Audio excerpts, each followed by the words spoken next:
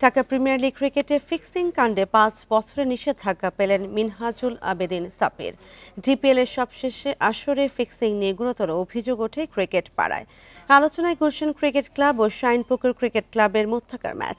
শেষ উইকেটে জয়ের জন্য শাইনপুকুরের যখন প্রয়োজন মাত্র ৬ রান, তখনই ক্রিজের বাইরে বেরিয়ে এসে স্ট্যাম্প আউট হয়ে যান wicket keeper batsman Sabbir. Footage বিশ্লেষণে দেখা যায়, ডাউন দ্য উইকেটে এসে বলের নাগাল না পেয়েও আবারও ফিরতে চাইলেও লাইনে ব্যাট না রেখে সরিয়ে নেন তিনি। এবছর ৯ এপ্রিল অনুষ্ঠিত এই ম্যাচ নিয়ে দুর্নীতি বিরোধী ইউনিট আকু তদন্ত শুরু করে। কয়েক মাসের তদন্ত শেষে সব ধরনের খেলা থেকে সাব্বিরকে ৫ বছরের নিষেধাজ্ঞা দিয়েছে বিসিবি।